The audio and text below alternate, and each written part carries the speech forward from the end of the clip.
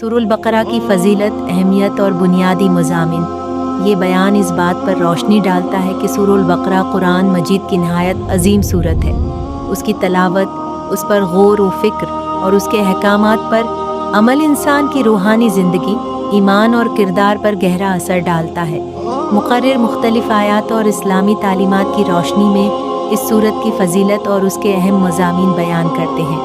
Number 1, रूहानी हिफाजत और बरकत। सूरह बकरा को ऐसी सूरत करार दिया गया है जो अल्लाह ताला के हुक्म से इंसान के लिए खैर, बरकत और रूहानी हिफाजत का ज़रिया बनती है।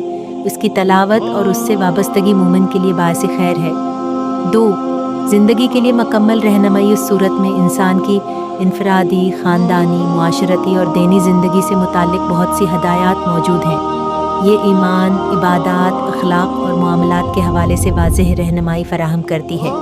3, अल्म और अल्लाह ताला की सिफ़ात। सूरह का आगाज़ अलम से होता है जो कुरान के इसरार में से है और उसकी हकीकत अल्लाह ताला ही बेहतर जानता है। बयान में अल्लाह ताला की बात सिफ़ात, खुसूसन इल-हमीद, हर तारीफ़ के लायक का भी ज़िक्र किया गया है ताकि बंदा अपने रब की अज़मत को पहचाने। 4, कुरान मजीद की अज़मत बयान में वाज़ेह किया गया है कि कुरान अल्लाह ताला की नाजिल करदा हदायत है जिसमें बेशुमार हिकमतें और इंसानियत के लिए रहनुमाई मौजूद है।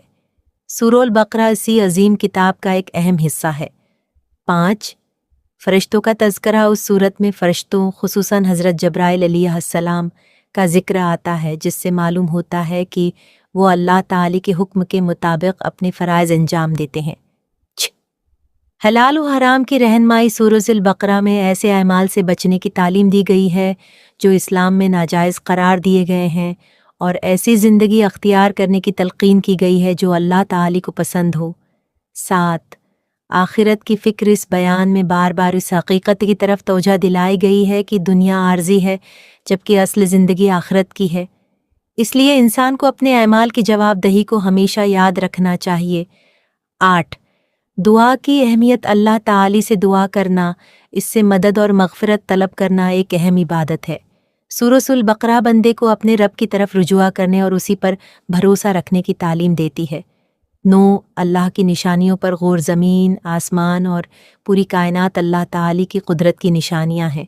उन पर गौर करने से इंसान का ईमान मजबूत होता है और खालिक की अज़मत का एहसास बढ़ता है। 10, कुरान बतौर किताब हदायत। सूरह के आगाज़ में कुरान को ऐसी किताब के तौर पर पेश किया गया है जिसमें हदायत मौजूद है।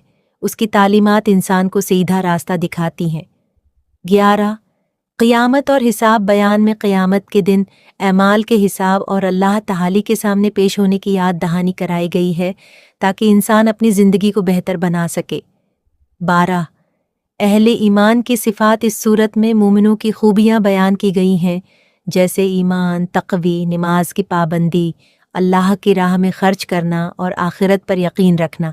13, अल्लाह की रहमत और मग़फ़िरत। अल्लाह ताला अपने बंदों पर नहायत मेहरबान है। जो शख्स इखलास के साथ उसकी तरफ रुजुआ करता है उसके लिए रहमत और बख्शिश के दरवाजे खुले रहते हैं। 14, तौहीद का पैगाम। बयान में उस हकीकत पर जोर दिया गया है कि इबादत के लायक सिर्फ़ अल्लाह ताला है। वो युक्ता है, उसका कोई शरीक नहीं और तमाम अख्तियारात इसी के हाथ में हैं। 15, कुरान से ताल्लुक़ कायम करने की तरगीब। मुक़र्रर इस बात की तलक़ीन करते हैं कि मुसलमान सिर्फ़ कुरान की तलावत ही ना करें बल्कि इसके मानी समझें, उस पर गौर करें और अपनी अमली ज़िंदगी में उसकी तालीमात को अख्तियार करें।